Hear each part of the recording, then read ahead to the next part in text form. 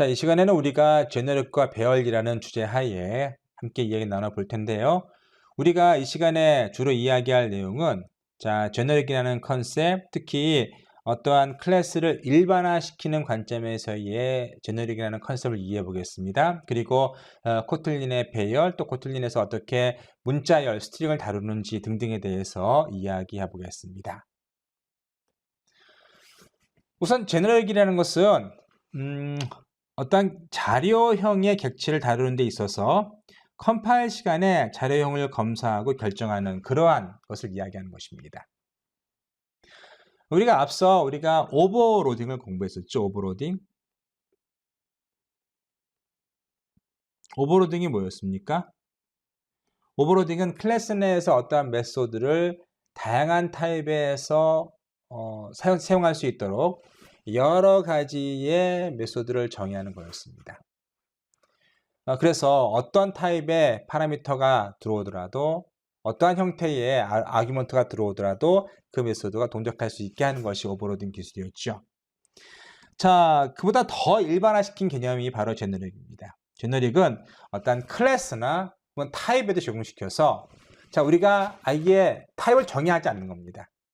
타입을 정해놓지 않고 자, 실제로 컴파일된 이후에 실행될 때 다이내믹하게 자료형을 그 클래스에 부여하는 겁니다. 그래서 클래스에 들어가는 파라미터는 혹은 클래스 자체 역시 어떤 타입이 정의되어 있지 않다가 실행과 동시에 그리고 어떠한 파라미터가 실제로 아규먼트가 파라미터에 매핑이 될 때 그제서 데이터 타입이 정해지는 그러한 것을 우리가 제너릭이라고 생각하시면 되겠습니다. 일반적으로 앵글 브레이킷을 사용해서 형식 매개 변수를 하고 실제로 이것이 어떠한 타입의 어떤 블루프린트, 그러니까 이것은 형식 매개 변수예요. 그러니까 실제로 어떤 타입이 아니라 타입의 껍질만을 정해놓는 것, 선언만 해놓는 겁니다. 그리고 실제로 사용될 때 런타임 CM 이 형식 매개 변수가 실제 매개 변수 혹은 특정한 타입으로 바뀌는 것이죠. 예를 들어 보겠습니다. 여기 보시면 지금 박스라는 어떠한 클래스가 있어요. 그런데 여기 안에 t라는 것이 있죠. t라는 것은 내가 박스 안에는 이런 t라는 팁을 사용할 거예요 라고 얘기하는 겁니다. 근데 t라는 타입이 어디에 적용되는가 하면 지금 보시면 자, 여기 이게 뭐죠? 자, 1차 생성자죠. 주 생성자입니다. 주 생성자의 t라는 베리어블의 타입이 t인 거죠. 요 t가 요겁니다.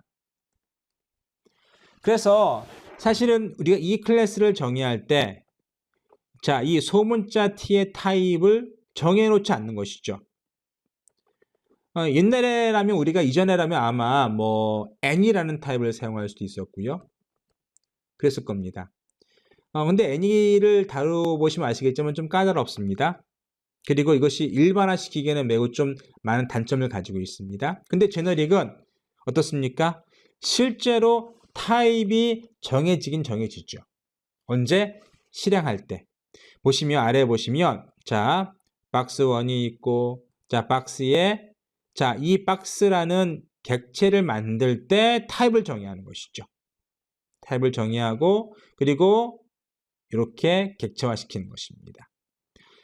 아래도 마찬가지죠. 박스2를 우리가 똑같은 클래스에서 정의를 하는데 뭐만 다릅니까? 그렇죠. 형식 매개 변수를 실제 매개 변수 스트링으로 바꾸면서 자, 이 박스에 있는 요 t를 모두 뭘로 바꾸는 거죠? 스트링으로 바꾸는 것이죠. 그래서 여기에서는 요 t라는 타입 그리고 네임이 뭐였습니까? 인티저 타입이었죠. 그런데 자, 요 객체에서는 자, 요 t가 스트링이 되는 것이고 따라서 name 역시 스트링 타입의 변수가 되는 것이죠. 그래서 이걸 여러분 프린트 실제로 실행해 보시면 여기서는 그냥 1이 찍히고요. 여기서는 그냥 스트링이 헬로가 찍힙니다. 그래서 이 경우에는 숫자가 적용된 사례이고요. 이 경우에는 스트링이 적용된 사례가 되는 것이죠. 이런 식으로 해서 어떤 클래스를 아주 일반적인 데이터 타입에 대해서 정해 놓은 다음에 자, 객체를 만들 때 그러한 타입을 실제로 결정하는 그러한 메커니즘을 우리가 보통 제너릭이라고 생각하시면 되겠습니다. 우리가 하나의 형식 매개 변수뿐만 아니라 다양한 형식 매개 변수를 사용할 수가 있습니다. 2개 이상의 형식 매개 변수를 사용할 수 있는데 형식 매개 변수의 이름은 뭐 이것처럼 뭐 E나 K나 N이나 등등이 될 수 있어요. 그래서 이 같은 경우에는 어떤 엘리먼트 요소들이고요. K는 키 값을 대응할 수 있겠고요. N은 뭐 숫자, T는 형식 뭐 등등으로 우리가 어떠한 매개 변수의 이름을 지정할 수가 있는 것이죠.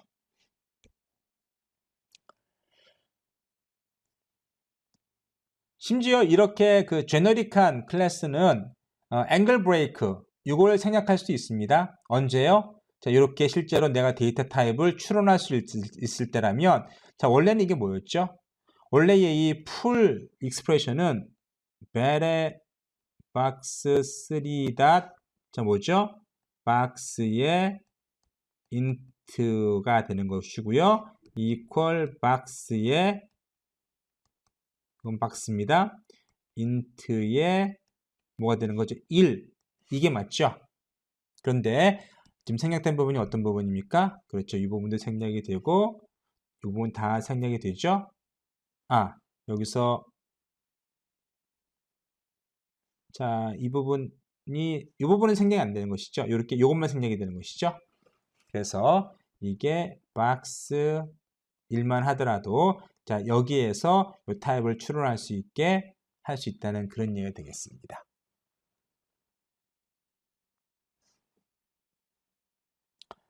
자, 이렇게 형식 매개 변수는 1개 이상을 받을 수도 있습니다. 여기서는 지금 1개만 받았죠. 그래서 지금 my class E의 t는 1개만 받았고 자, 안에 있는 메소드 내에서도 역시 형식 매개 변수를 사용을 해서 지금 지정하고 있는 것이고요. 자, 프로퍼티의 경우에는 주 생성자나 부 생성자를 사용해서 형식 매개 변수를 사용할 수가 있습니다. 예를 간단히 보실까요? 자, 여기서 보시면 지금 여기 이게 주 생성자죠. 요 형식 매개 변수가 있고 주 생성자 안에 형식 매개 변수가 따로 있습니다. 그래서 이 클래스를 내가 객체화 시킬 때 요 형식 매개 변수, 그러니까 요 주 생성자 안에 요 myProp이라는 요 변수의 타입이 결정이 되겠죠. 자, 이거 같은 경우에는 부생성자에 사용된 경우이고요. 사용의 예를 보면 아래와 같습니다. 보시면 우리가 my 클래스를 자, A로 객체화 시킬 때 뭘 정해주죠? 클래스를 정해주고 안에 12가 사실은 요 타입인데 인티저 타입으로 결정이 되어버리겠죠. 그래서 12가 들어올 수 있는 것이죠. 자, 그 다음부터는 우리가 클래스를 사용하듯이 그냥 쓰시면 되겠습니다. 아주 쉽죠?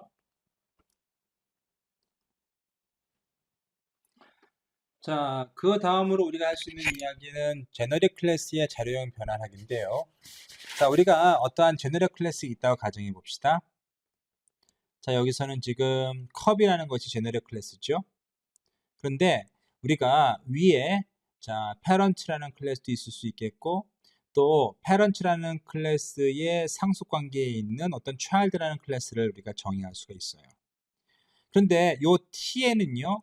자, parent가 들어가던 혹은 child가 들어가던 문제가 아니죠. 왜냐하면 이 컵이라는 클래스는 제너릭 클래스이기 때문에 parent가 들어오던 child가 들어오던 아무런 문제가 되지 않습니다. 그런데 어떤 때 문제가 되는가 하면 자, 보세요. 자, 어떤 오브젝트를 parent로 선언을 했어요. 자, 그런데 그 parent의 타입에 child라는 어떤 값을 이렇게 할당하는 겁니다. 자, 이런 경우에는 가능하죠. 컴패터블 하죠.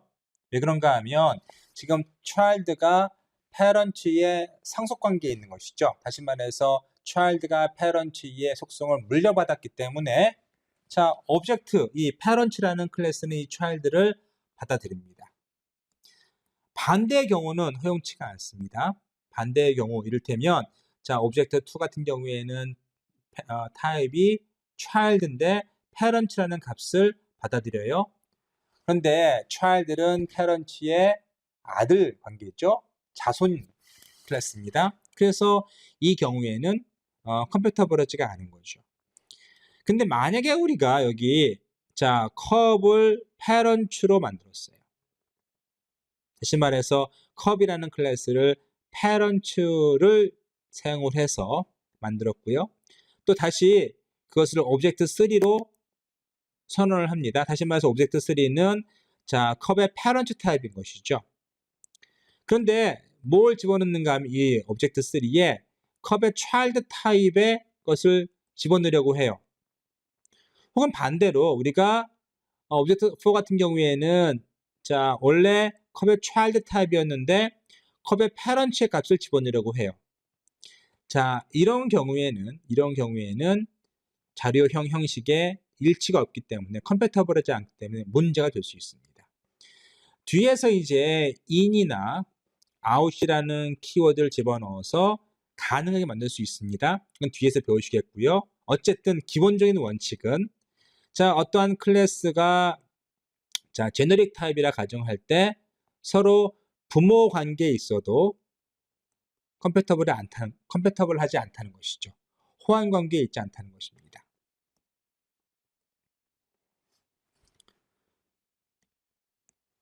하지만 아래 것을 보시면 지금 컵의 child 타입의 객체를 우리가 만들었죠.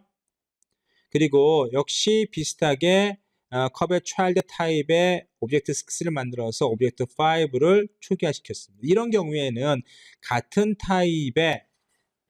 제너릭 타입의 클래스이기 때문에 충분히 컴패터블, 상호 호환 관계에 있는 것이죠. 그래서 이렇게 가변성을 주기 위해서 뒤에서는 이제 in, out 등을 설정을 해서 우리가 이런 것들이 가능하게 만들 겁니다. 그건 뒤에서 또 살펴보시겠습니다. 자, 그 다음으로 우리가 null zero를 생각해 볼 수 있는데요. 여러분, null 값은 기본적으로 우리가 null을 허용하느냐, 허용하지 않느냐에 관련된 것이죠. 자, 이 클래스를 보시면 generic null이라는 클래스를 보시면 어떻습니까?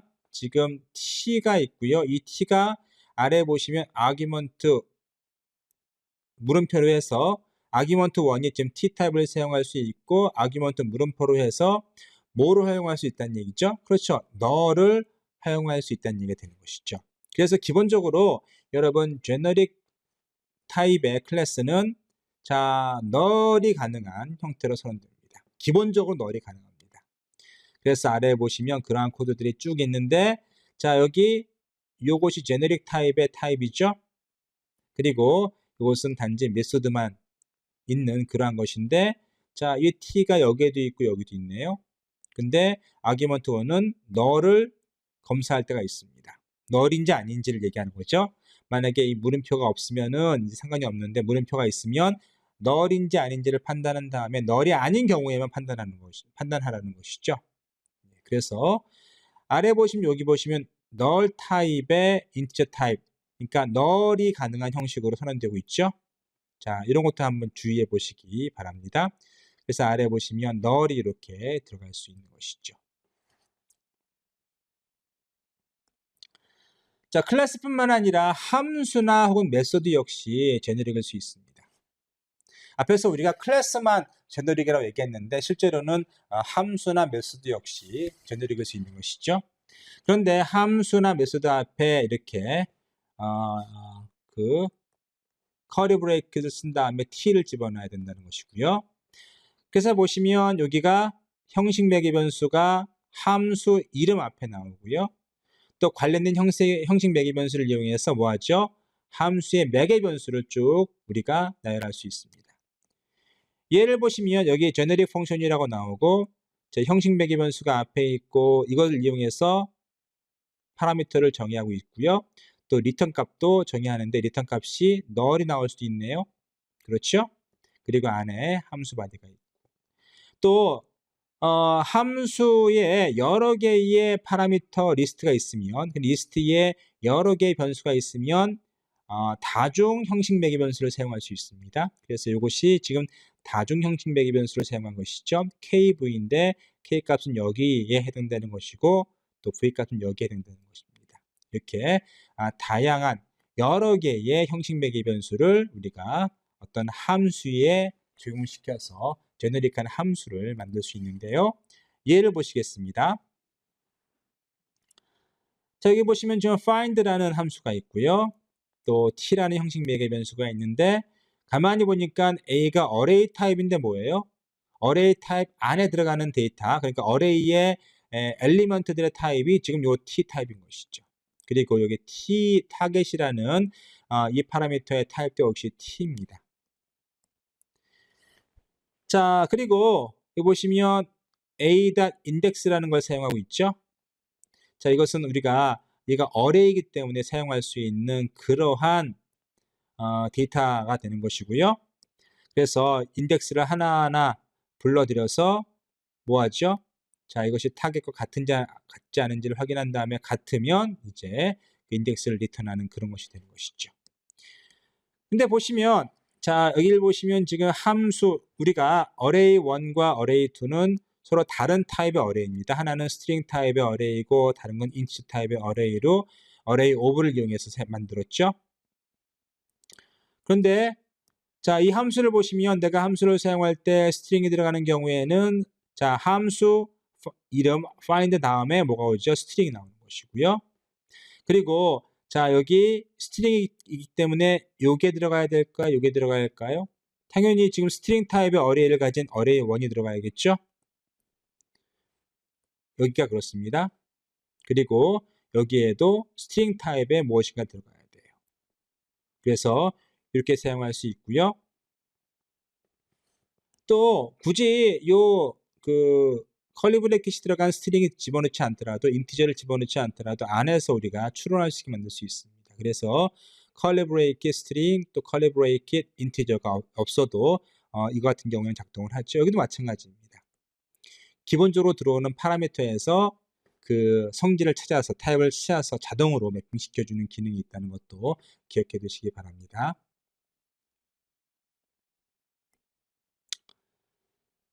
자, 그런데 형식 매개 변수로 선언된 함수가 실제로 함수의 매개 변수로 연산할 경우에는 이 그림을 보시면 지금 t가 있고요. 자, add a도 t 타입이고 b도 t 타입이에요. 리턴 값이 t 타입입니다. 그런데 문제는 뭔가 하면 이 두 개를 바로 연산을 제공시킵니다. 연산을. 자, 우리가 실제로 이 t와 이 t가 뭔지 모르기 때문에 뭘 모릅니까? 그렇죠. 이 더하기가 어떤 타입의 변수를 어떤 타입의 숫자를 다루는 더하기인지를 알 수가 없어요. 그래서 이거 같은 경우 오류가 나죠. 그런데 우리가 이것을 람다식을 이용해서 해결할 수가 있습니다. 자, 아래에 보시면 뭐가 나오는 건 i의 함수를 파라미터로 집어넣는 것이죠. 그래서 이 t가 정해질 때 여기 있는 t도 정해지고 오퍼레이터가 같이 정해지는 것이죠. 그래서 보시면 자, 여기에서 2와 3이 들어가면서 t가 인티저 타입이네 라고 알 수 있고요. 동시에 이제 이 함수가 들어오기 때문에 이 함수는 인티저를 이용한 더하기를 가진 함수다 라고 우리가 이해할 수 있는 겁니다. 그래서 이렇게 람다식을 이용해서 함수